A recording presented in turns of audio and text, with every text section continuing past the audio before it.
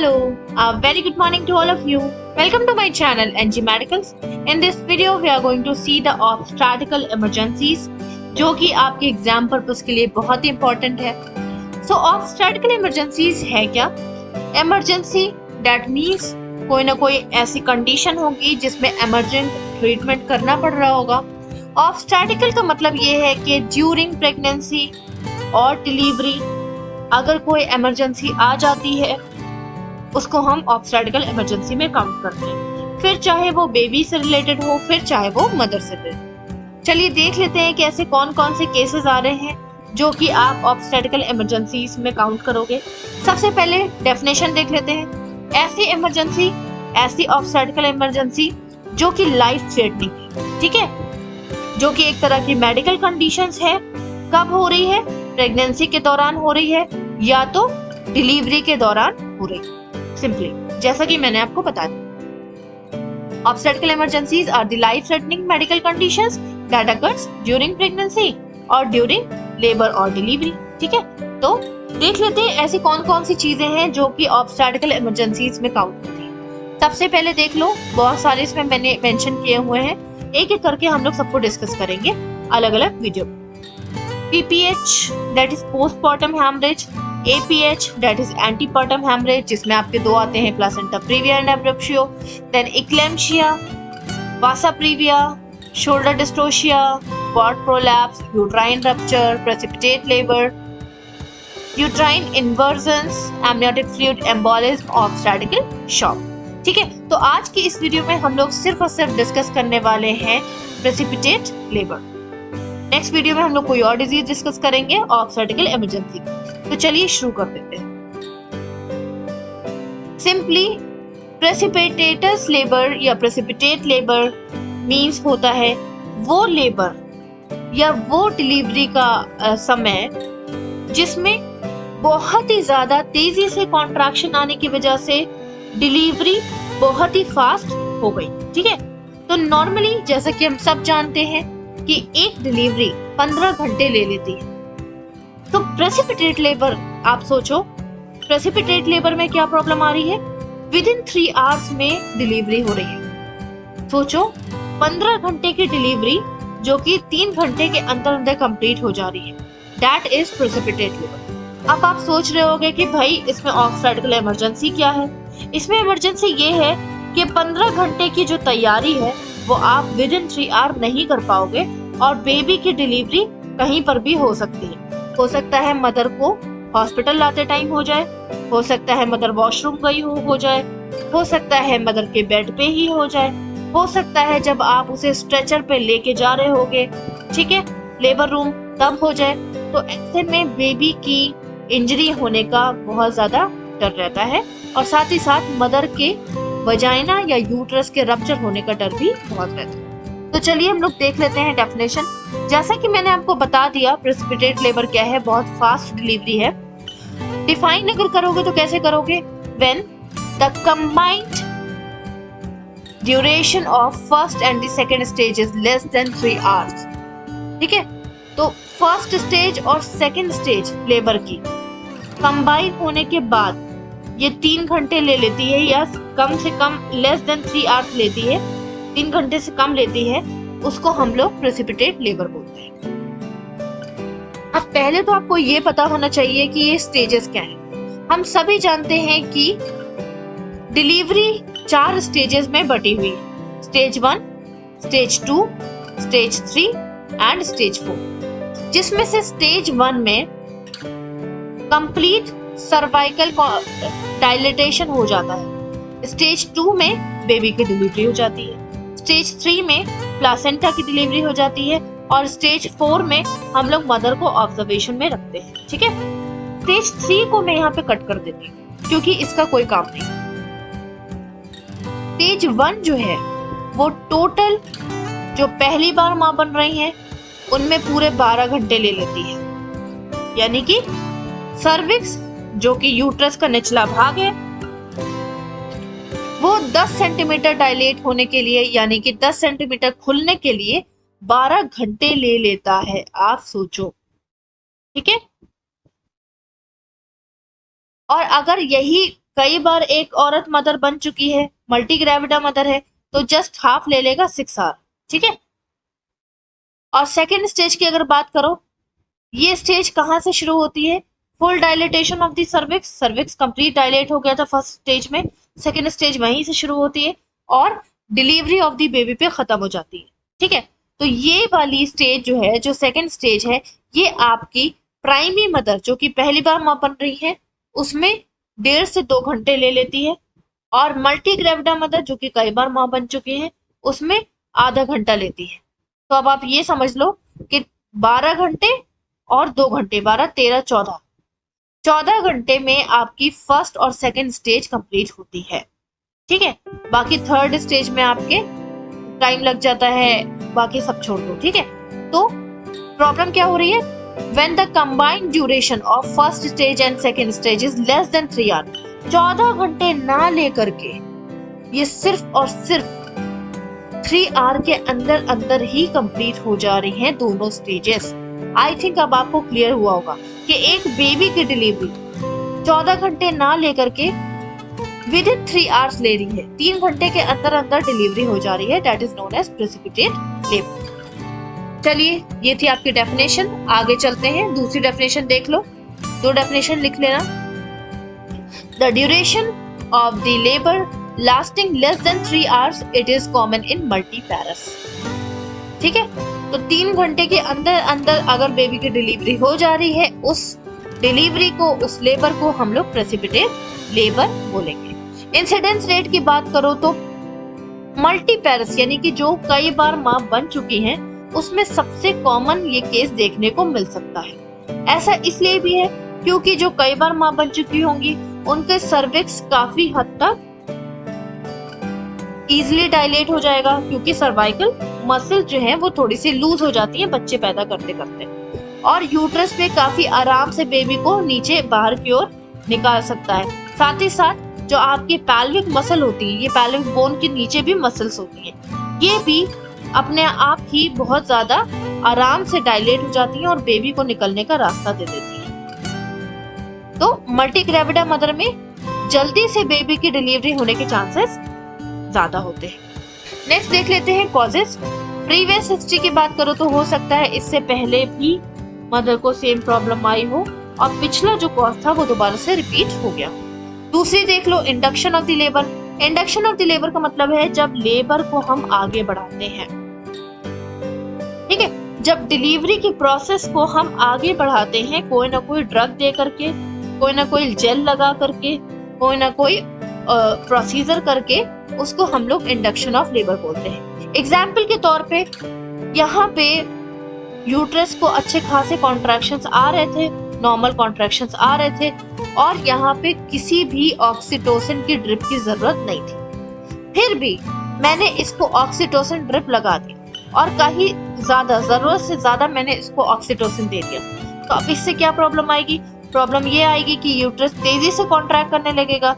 जब ये तेजी से इस तरह से कॉन्ट्रैक्ट करने लगेगा तो जल्दी जल्दी बेबी नीचे शिफ्ट होगा और जल्दी जल्दी डिलीवरी हो जाएगी, ठीक है। That is induction of the labour. Next है स्ट्रॉन्ग यूट्राइन कॉन्ट्रैक्शन। सेम चीज, अब जरूरत से ज्यादा और टाइम से पहले अगर यूट्राइन कॉन्ट्रैक्शंस आने लगे तो उससे क्या होगा? सिंपल सी चीज है, यूट्रस जब कॉन्ट्रैक्ट करता है तो बेबी नीचे शिफ्ट होता है, बेबी नीचे शिफ्ट होता है तो वो वजाइना के थ्रू बाहर डिलीवर हो जाता है।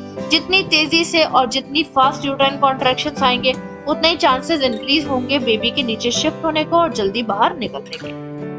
नेक्स्ट आ जाते हैं रूमी पेल्विस। रूमी पेल्विस का मतलब है जब पेल्विक की कैविटी या ब्रिम या इनलेट बहुत ज्यादा बड़ा, ठीक है, नॉर्मल से कहीं ज्यादा बड़ा। देखो पेल्विस का काम क्या है, हम सभी जानते हैं कि पेल्विक एक तरह की बोन है और इसी के अंदर से बेबी होता हुआ नीचे की ओर शिफ्ट होता है, ठीक है। जैसे यहाँ पे देख लो, यहाँ पे देख लो, ये जो बेबी है ये इजीली बाहर नहीं आ जाएगा, ये पेल्विस में फंसता फंसाता हेड को अपने हेड को, अपने सर को एडजस्ट करता हुआ, इस पेल्विस से हेड को, अगर बेबी के हेड को अगर बाहर निकालना है तो बेबी के हेड को अपने आप को घुमाना फिराना होता है, अलग अलग पोजीशन में चेंज करना होता है, तब जाकर के एक बेबी का हेड इस पेल्विस से बाहर आ पाता है। तो पेल्विस भी टाइम लगाती है, बेबी के हेड को फंसाती है, बेबी के हेड को घुमाती है, बेबी का हेड अपने आप को एडजस्ट करता है, तब कहीं जाकर के पेल्विस से बाहर निकल के, वजाइना से बाहर निकल के डिलीवर हो पाता है। अब अगर मैं बोलूं कि ये पेल्विस इस प्रोसेस को करवाए ही ना, डायरेक्ट बेबी के हेड की डिलीवरी करा दे, तो सिंपल सी चीज है, इसमें क्या होगा, इसमें बेबी तुरंत ही कॉन्ट्रैक्शन के साथ नीचे की ओर शिफ्ट होगा, शिफ्ट होते होते बिना किसी रुकावट के बाहर आ जाएगा। तो जो डिलीवरी आपकी बेबी को निकालने के लिए 2 घंटे लेने वाली थी, वो सिर्फ कुछ ही मिनट में कंप्लीट हो गई। इसका मतलब बेबी की डिलीवरी 3 घंटे के अंदर अंदर हो गई। ठीक है, नेक्स्ट आ जाते हैं मल्टी पैरा वुमेन। जैसा कि मैंने आपको बताया था कि इंसिडेंस रेट भी मल्टी ग्रेविटा या मल्टी पैरा वुमेन का हाई है। क्यों? या तो आप कह सकते हो grand multi para. Grand multi para और मल्टी पैरा वुमेन में डिफरेंस है। ग्रैंड मल्टी पैरा जो कई बार यानी कि 5 से ज्यादा बार प्रेग्नेंट हो चुकी है, और मल्टी पैरा जो 1 से ज्यादा बार प्रेग्नेंट हो चुकी है। दोनों के ही मसल्स इजिली डायलेट हो जाएंगे, दोनों का ही सर्विक्स इजिली डायलेट हो जाएगा। इस वजह से प्रेसिपिटेट लेबर के चांसेस बढ़ जाएंगे। आई थिंक आपको कॉजेस क्लियर हुआ होगा। नेक्स्ट देख लेते हैं साइन एंड सिम्टम्स कि कौन कौन से ऐसे साइन एंड सिम्टम्स आप देखोगे जिसकी वजह से आप समझ जाओगे कि हाँ ये प्रेसिपिटेट लेबर का है। ठीक है, तो फर्स्ट ऑफ ऑल शो क्या है? देखो, जब सर्विक्स डायलेट होता है तो डायलेटेशन के टाइम पर सर्विक्स के अंदर जो म्यूकस होता है वो बाहर निकल जाता है। जब वो बाहर निकल जाता है तो वजाइना के थ्रू वो बाहर दिखने लगता है, उसको हम बोलते हैं शो। ठीक है, तो अर्ली शो दिखेगा आपको। भाई कुछ घंटों में वो म्यूकस बाहर आना चाहिए था, लेकिन जल्दी जल्दी सर्विक्स के डायलेटेशन की वजह से अर्ली शो देखने को मिलेगा। ठीक है, विद थोड़ा सा म्यूकस, शो के साथ हल्का सा आपको म्यूकस भी देखने को मिलेगा। यूट्राइन कॉन्ट्रैक्शन बहुत तेजी से आएंगे, फास्ट यूट्राइन कॉन्ट्रैक्शन आपको देखने को मिलेंगे। इसके अलावा जब तेजी से यूट्राइन कॉन्ट्रैक्शन देखने को मिलेंगे तो आपको मेम्ब्रेन भी रप्चर इजीली देखने को मिलेगी। किस मेम्ब्रेन की बात कर रही हूँ मैं यहाँ पे एमनियोटिक सैक की बात कर रही हूँ। ये है आपकी एमनियोटिक सैक। आप इस मेम्ब्रेन को देख रहे हो, ये बच्चे के आसपास आपको मेम्ब्रेन देखने को मिल रही होगी, इसको हम लोग एमनियोटिक सैक बोलते हैं। इसका मेन काम क्या है? एमनियोटिक सैक का एक अच्छा एनवायरनमेंट प्रोवाइड करती है जिससे बेबी अंदर अपने आप को मूव करा सके। जैसे ही कॉन्ट्रैक्शंस आते हैं, ये एमनियोटिक सैक जो है वो नीचे की ओर शिफ्ट होने लगती है। ठीक है, जब ये नीचे की ओर शिफ्ट होती है तो ये एक तरह का बैग बना लेती है। क्यों? क्योंकि सर्विक्स तो ओपन हो चुका है, और सर्विक्स ओपन हो गया तो ये जो एमनियोटिक सैक है ये सर्विक्स से थोड़ा सा बाहर निकल जाती है। जितना सर्विक्स ओपन होता है उतनी ही ये बाहर निकल जाती है, तो ये एक तरह का बैग बना लेती है। इसको हम लोग बोलते हैं बैग ऑफ मेम्ब्रेन। ठीक है, ओके। सो यहाँ पे क्या हो रहा है? बैग ऑफ मेम्ब्रेन जल्दी बन रहा है। ठीक है, और वो रप्चर भी जल्दी हो रहा है। सिंपल सी चीज है, जब ये बैग बन जाएगा और बेबी नीचे की ओर शिफ्ट होगा और इस बैग के ऊपर प्रेशर पड़ेगा तो ये टूट जाएगा और इसमें से एमनियोटिक फ्लूइड सारा बाहर निकल जाएगा। ठीक है, तो ये यहाँ पे बहुत अर्ली हो रहा है। जल्द से जल्द बैग ऑफ मेम्ब्रेन बन रहा है और जल्द से जल्द एमनियोटिक फ्लूइड उसमें से बाहर निकल रहा है, क्योंकि एमनियोटिक सैक यानी बैग ऑफ मेम्ब्रेन फट गया। इसके अलावा सर्विक्स का डायलेटेशन बहुत फास्ट देखने को मिलेगा। अब आप सोच रहे होंगे कि हमें कैसे पता चला कि भैया सर्विक्स जल्दी डायलेट हो रहा है? तो सुन लो मेरी बात। जो औरत पहली बार मदर बन रही होती है उसका सर्विक्स जो है 1 सेंटीमीटर पर आवर के अकॉर्डिंग डायलेट होता है। लिख लो इसे, 1 सेंटीमीटर पर आवर। ठीक है, 1 घंटे में 1 सेंटीमीटर के हिसाब से सर्विक्स डायलेट होता है। और जो मल्टी ग्रेविटा मदर होती हैं, जो कई बार प्रेग्नेंट हो चुकी हैं, उनका 1.5 सेंटीमीटर पर आवर के अकॉर्डिंग सर्विक्स डायलेट होता है। टोटल डायलेटेशन कितना हो जाना चाहिए सर्विक्स का? टोटल डायलेटेशन हो जाना चाहिए 10 सेंटीमीटर। ठीक है, अब अगर 10 सेंटीमीटर डायलेट होना है तो जो पहली बार माँ बन रही है उसमें 10 घंटे लगेंगे, क्योंकि 1 सेंटीमीटर पर आवर के अकॉर्डिंग डायलेट हो रहा है। और जो दूसरी बार, तीसरी बार, कई बार माँ बन चुकी है उसमें सीधे 5 घंटे लगेंगे, क्योंकि उसमें 1.5 सेंटीमीटर पर आवर के अकॉर्डिंग सर्विक्स डायलेट हो रहा है। ठीक है, लेकिन यहाँ पे प्रेसिपिटेट लेबर के केस में आपको डायलेटेशन कितना मिलेगा? More than 5 centimetre per hour. हर घंटे में 5 सेंटीमीटर से ज्यादा डायलिटेशन देखने को मिलेगा। तो जब आप पीवी एग्जामिनेशन करोगे, फिंगर से टच करके देखोगे सर्विक्स को, तो सर्विक्स आपको ओपन मिलेगा टाइम से पहले। आई थिंक आपको क्लियर हो गया होगा। और मल्टी ग्रेविटा की बात करो तो 10 सेंटीमीटर 1 घंटे में पूरा सर्विक्स डायलेट हो जाएगा, जो कि 5 घंटे लग रहे थे वो 1 ही घंटे में कंप्लीट हो गया, और इसको 10 घंटे लग रहे थे और ये 5 घंटे में कंप्लीट हो। आई थिंक आपको क्लियर हुआ होगा सारे साइन एंड सिम्टम्स। चलिए आगे देख लेते हैं डायग्नोस्टिक इवैल्यूएशन। कैसे पता करोगे कि भाई प्रेसिपिटेट लेबर हो रहा है? हिस्ट्री कलेक्शन करोगे। देखो, उस टाइम तुम्हें हिस्ट्री कलेक्शन नहीं करना है जिस टाइम पे तुम डिलीवरी कराने जा रहे हो। हिस्ट्री कलेक्शन तुम्हें एंटीनेटल विजिट्स में ही कर लेना है। हिस्ट्री कलेक्शन में प्रीवियस हिस्ट्री पूछोगे, ठीक है। प्रेसिपिटेट लेबर इससे पहले तो नहीं हुआ था, वही हो गया तुम्हारा हिस्ट्री कलेक्शन। ऑब्स्टेट्रिकल हिस्ट्री पूछोगे, क्योंकि मैंने आपको बता दिया कि मल्टी ग्रेविटा मदर में ज्यादा केस देखने को मिलते हैं। तो ऑब्स्टेट्रिकल हिस्ट्री में सिंपल सी चीज है, कितने बच्चे हुए, कितने हैं लाइव, है ना, ये सारी चीजें पूछोगे, कितने बच्चे हैं उसके। साथ ही साथ एज पूछ लोगे। अगर एज ज्यादा है तो इसका मतलब मसल इजिली लूज हो जाएंगे, ठीक। फिर आ जाते हैं फिजिकल एग्जामिनेशन, जिसमें सिर्फ और सिर्फ आपको वजाइनल एग्जामिनेशन करना है। वजाइनल एग्जामिनेशन में आप इंस्पेक्शन और पैल्पेशन को फॉलो करोगे। इंस्पेक्शन मीन्स होता है केवल देखना, टच नहीं करना। तो क्या क्या देखोगे? एक तो सर्वाइकल म्यूकस देखोगे कि सर्विक्स के जो म्यूकस बाहर आया है ब्लड के साथ, उसको हम लोग शो बोल रहे थे, वो देखोगे। देन यूट्राइन कॉन्ट्रैक्शंस देखोगे, ठीक है। मदर को जितनी बार भी ट्रू लेबर पेन हो रहा है वो आप चेक करोगे। फेशियल एक्सप्रेशन देख लोगे, मदर आपको बताएगी, सुन लोगे। इसके अलावा मेम्ब्रेन रप्चर देख लोगे, कहीं ऐसा तो नहीं कि वजाइना के थ्रू पूरा एमनियोटिक फ्लूइड बाहर आ रहा है, ठीक है। पैल्पेशन की अगर बात करो तो पीवी एग्जामिनेशन कर लोगे। पीवी एग्जामिनेशन में 2 फिंगर्स को अंदर डाल करके वजाइना के थ्रू चेक करोगे सर्विक्स कितना ज्यादा फैल चुका है या डायलेट हो चुका है। इसके अलावा early engagement of the head, baby का हेड एंगेज हुआ है कि नहीं हुआ है। सिंपली एंगेज होगा अगर, तो आप जब फिंगर डालोगे तो आपको सर्विक्स के पास हार्डनेस फील होगी, इसका मतलब बेबी का हेड आपको टच करने को मिलेगा। नेक्स्ट आ जाओ ब्लड टेस्ट, जिसमें आपको सीबीसी करना है, कंप्लीट ब्लड काउंट, एचबी देख लोगे, सिंपली डब्ल्यूबीसी देख लोगे, क्या पता कोई इन्फेक्शन है कि नहीं है, और आरएच फैक्टर यानी ब्लड ग्रुपिंग देख लोगे कि मदर का ब्लड ग्रुप कौन सा है। इसके अलावा यूएसजी और एनएसटी देख लोगे, अल्ट्रासाउंड और नॉन स्ट्रेस टेस्ट।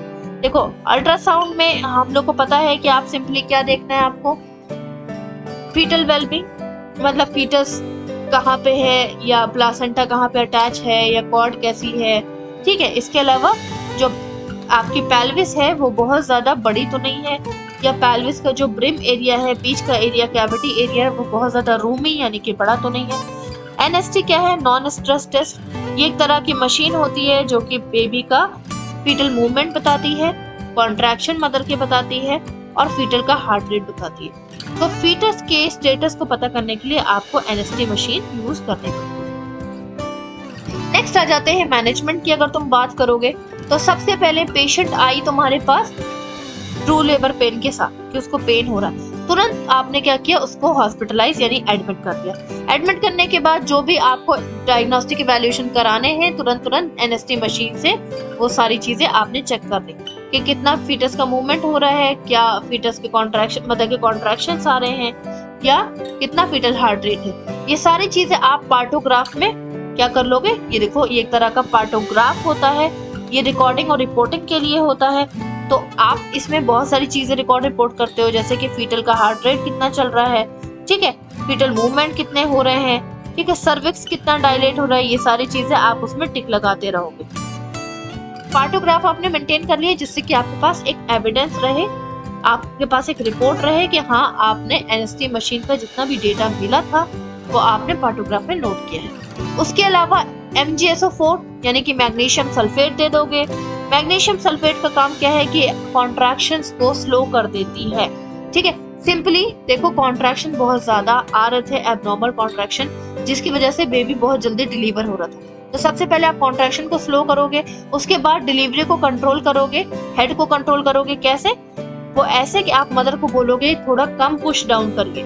आप जानते हैं कि जब बेबी की डिलीवरी करानी होती है तो मदर को बोलते हैं नीचे जोर लगाओ, पुश डाउन करो, है ना, बियरिंग डाउन करो। तो ये चीजें आपको अवॉइड करनी है। मदर को बोलना है स्लो पुश डाउन करना है। स्लो पुश डाउन करेंगे तो बेबी की जो नीचे शिफ्टिंग होगी, ठीक, बेबी का डिसेंट प्रोसेस होगा वो डिक्रीज हो जाएगा। इसके अलावा आपको क्या करना है, तुरंत एपिजियोटमी कर देना है। What is episiotomy? ये एक तरह का कट लगाया जाता है, यहाँ पे आप देख सकते हो वजाइना में कट लगाया जाता है, जिससे कि बेबी का हेड आराम से बाहर आ जाए और बेबी का हेड वजाइना को फाड़ ना दे या रप्चर ना कर दे। तो इससे अच्छा आप अपने हिसाब से कट लगा दो, क्योंकि अगर बेबी के हेड ने इसको रप्चर कर दिया या फाड़ दिया तो ये कहीं पर भी कितनी भी लंबी इंजरी हो सकती है, ठीक है, बहुत लंबी इंजरी हो सकती है। उससे अच्छा अपने हिसाब से कट लगा दो, ठीक है। तो यहाँ पे आपने एपिजियोटमी कर दी। इस कट लगाने को हम लोग एपिजियोटमी बोलते हैं, ठीक है। तो क्राउनिंग से पहले आपको एपिजियोटमी करनी है। क्राउनिंग क्या होता है? जब बेबी का हेड वजाइना को बहुत ज्यादा प्रेशर देता है, स्ट्रेच करता है, नॉर्मली उस टाइम पे हम लोग एपिजियोटमी करते हैं, लेकिन यहाँ पे बेबी का हेड जो है बहुत तेजी से बाहर आने वाला है, तो बेबी के हेड के प्रेशर से पहले ही आप थोड़ा सा कट यहाँ पे लगा दो, ठीक है। कट लगाने के बाद आपको ऑक्सीटोसिन ड्रिप नहीं लगानी है, क्योंकि ऑक्सीटोसिन अगर आप लगा दोगे, IMIV लगा दोगे, तो इसका काम होता है यूट्रस के कॉन्ट्रैक्शंस को बढ़ाना। ऑलरेडी हम लोग यूट्रस के कॉन्ट्रैक्शंस को MgSO4 से कम कर रहे थे, ठीक है। तो आपने ऑक्सीटोसिन ड्रिप नहीं लगाई। उसके बाद आपको डिलीवरी करा देनी है। डिलीवरी कराने के बाद प्लासेंटा जो बाहर निकलेगा उसका एग्जामिनेशन कर लेना है, मदर को ऑब्जर्वेशन में रखना है, न्यूबॉर्न केयर करा देनी है। ये था आपका पूरा मैनेजमेंट। आई थिंक आपको मैनेजमेंट क्लियर हुआ होगा। नर्सिंग मैनेजमेंट देख लेते हैं। देखो, नर्सिंग मैनेजमेंट 2 पार्ट में डिवाइड है। ये वाला जो है ये आपको डिलीवरी से पहले देखना है, ठीक है। During labour recording and reporting फटाफट कर दोगे, ठीक है। किस किस चीज की, ट्रू लेबर पेन आ रहे हैं कि नहीं, सर्विक्स कितना डायलेट हो रहा है, मेम्ब्रेन रप्चर हुई कि नहीं, ठीक है, बेबी की शिफ्टिंग कितनी हो रही है नीचे की ओर, ये सारी रिकॉर्डिंग रिपोर्टिंग कर दोगे। तो रिकॉर्ड रिपोर्ट किसी में लिखोगे ना, तो पार्टोग्राफ को आप मेंटेन कर दोगे। कंटिन्यूअस मदर को ऑब्जर्वेशन में रखोगे, NST मशीन को कनेक्टेड रखोगे, जिससे बेबी का स्टेटस पता चलता रहे। इसके अलावा स्टेजेस ऑफ द लेबर को देखते रहोगे कि ऐसा तो नहीं जो पहली स्टेज में 6 घंटे लगने चाहिए थे या 12 घंटे लगने चाहिए थे, वो पहली स्टेज में सिर्फ 1 ही घंटा लग रहा है और सब कुछ जल्दी जल्दी कंप्लीट हुए जा रहा है। नेक्स्ट, आफ्टर केयर, जब डिलीवरी हो जाएगी तो PPH के लिए असेस करोगे, that is post bottom haemorrhage, ठीक है। इसके अलावा वाइटल्स चेक कर लेना। केयरफुल मदर को ऑब्जर्वेशन करते रहना, देखते रहना मदर को। 4 घंटे के लिए कम से कम आप अंडर ऑब्जर्वेशन रखोगे मदर को। पेरिनियल केयर दे देना, जिससे कि हाइजीनिक मेंटेन रहे। इसके अलावा एजुकेट करना है तुम्हें ब्रेस्ट फीडिंग के लिए, बेबी के इम्यूनाइजेशन के लिए, और मेंटेन करना है हाइजीन। साथ ही साथ एपिजियोटमी अगर हुई है तो एपिजियोटमी केयर करना है। एपिजियोटमी का जो सूचर है या वुंड है उसको क्या करना है, एंटीसेप्टिक से थोड़ा सा क्लीन करते रहना है। साइकोलॉजिकल सपोर्ट दे देना है। एक्सक्लूसिव ब्रेस्ट फीडिंग के लिए आप बात करोगे। एक्सक्लूसिव ब्रेस्ट फीडिंग मतलब होता है 6 मंथ तक बेबी को ब्रेस्ट पे ही रखना, ठीक है। नेक्स्ट आ जाते हैं प्रिवेंशन। कैसे प्रिवेंशन करोगे? पार्टोग्राफ को शुरू से ही मेंटेन करते रहना, कितने कॉन्ट्रैक्शंस आ रहे हैं, क्या क्या चीजें चल रही हैं बेबी की, सब पहले से मेंटेन करके रखोगे। फर्स्ट स्टेज सेकंड स्टेज को अच्छे से असेस करोगे।